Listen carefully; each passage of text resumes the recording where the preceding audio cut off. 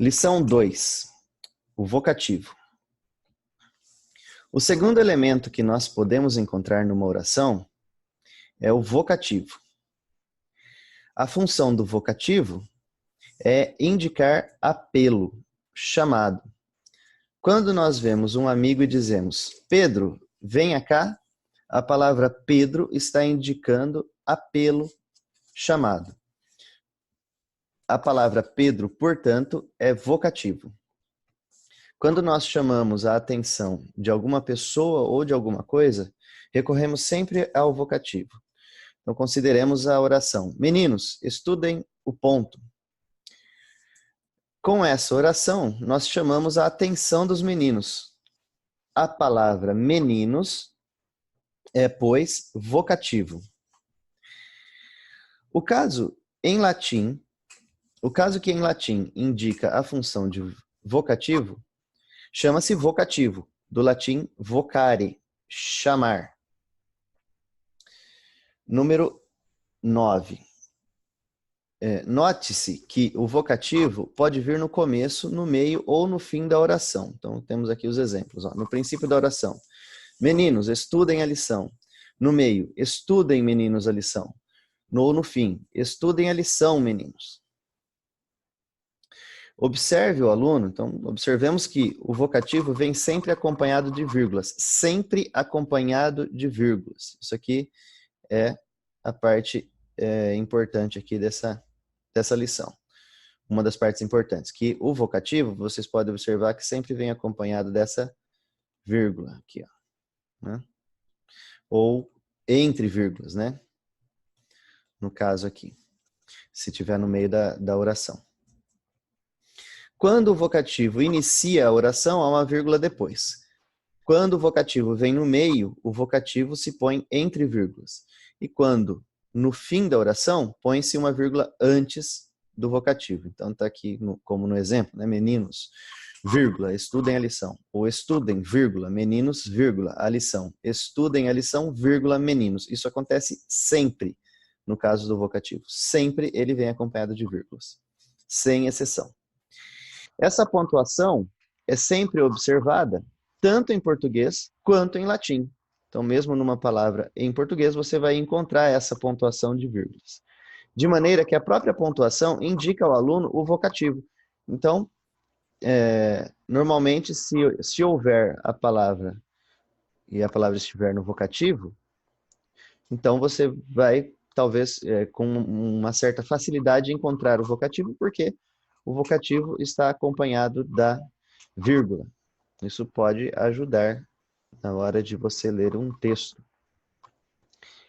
10.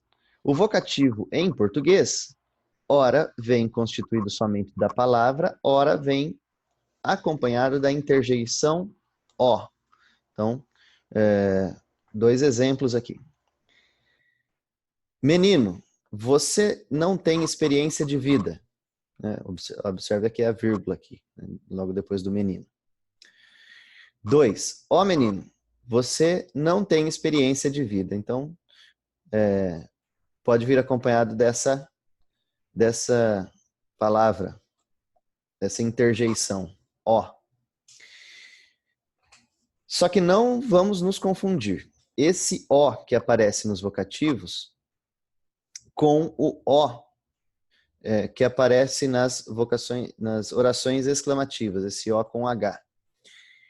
O ó das orações que indicam admiração vem com H e ponto de admiração, ou ponto de exclamação, né, como dizemos hoje. Ao passo que o ó, que às vezes acompanha o vocativo, não deve vir com H. Então, não vamos nos confundir em relação a isso. Esse ó sempre vem sem H e não com H no caso dessa exclamação, né? Bom, terminado aqui o vocativo, vamos para o genitivo. 11. O terceiro elemento que pode aparecer numa oração é o adjunto adnominal restritivo. Tem uma nota aqui. Bom, eu vou ler a nota aqui no meu livro que fica mais fácil aqui. A nomenclatura gramatical brasileira, enquanto especifica os diversos adjuntos adverbiais, não faz o mesmo com os adnominais. A discriminação do restritivo aqui se impõe ao mesmo tempo que acompanha tradicional procedimento da gramática latina. Então, caso você consiga aí, né, consulte a gramática metódica do Napoleão no número 692. Então vamos ver o que é esse genitivo ou adjunto adnominal restritivo. Adjunto adnominal restritivo é o complemento que restringe um nome. Então, suponhamos aqui a frase casa de Pedro.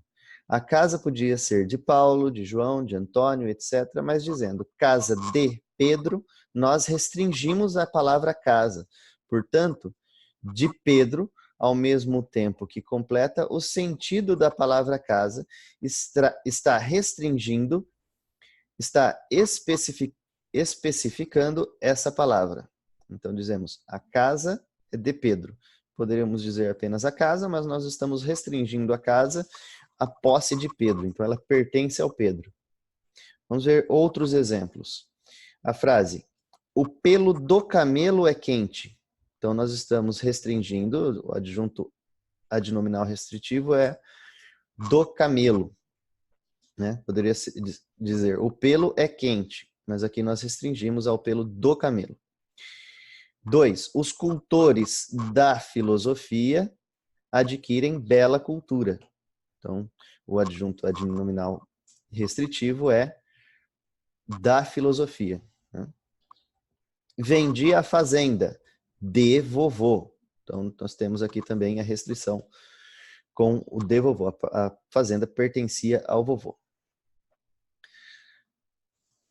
No número 12, nós podemos notar que o adjunto adnominal restritivo vem sempre acompanhado da preposição de. Porém, isso não quer dizer que a preposição de indique sempre um adjunto adnominal restritivo. A preposição de pode significar outra coisa. Mas o que podemos dizer é o seguinte: nem sempre a preposição de indica adjunto adnominal restritivo. Mas o adjunto adnominal restritivo vem sempre antecedido da preposição de e quase sempre encerra a ideia de posse. Quase sempre significa posse. Então, a palavra de pode aparecer no meio da frase e ela não necessariamente vai indicar que é um adjunto adnominal restritivo, mas sempre que existir um adjunto adnominal restritivo numa frase, aqui ele está se referindo ao português, né? No português, quando existir uma frase que contenha, né, uma oração que tenha um adjunto adnominal restritivo, essa frase, esse adjunto adnominal restritivo vai vir acompanhado da preposição de, quase sempre indicando a ideia de posse. 13. O adjunto adnominal restritivo em português corresponde em latim ao caso genitivo. Então, adjunto adnominal restritivo em português, né, esse que vem junto com a preposição de e quase sempre encerra a ideia de posse, em latim é chamado de genitivo. 14. Se o adjunto adnominal restritivo em português vem sempre da preposição de, acontece também que uma palavra em latim, que em latim está no genitivo, sempre se traduz com a preposição de. Ou seja, quando você vê em latim uma palavra que está no caso genitivo, você vai traduzir para o português, incluindo a preposição de para aquela palavra. Vejamos aqui como que o Napoleão finaliza. Por outras palavras, se a palavra Pedro está em latim no caso genitivo, então, por exemplo, casa de Pedro, né? Em latim vai estar Pedro escrita a palavra no caso genitivo, que nós veremos ainda como que é que ela vai ser escrita. Mas nós traduziremos essa palavra para português por de Pedro. E se em português encontrarmos a frase de Pedro, então, para escrever em latim, nós colocamos no genitivo, né? Para o caso genitivo. Então, essa é a lição 2. Para a próxima semana, vamos realizar esse questionário aqui, que tem 13 questões.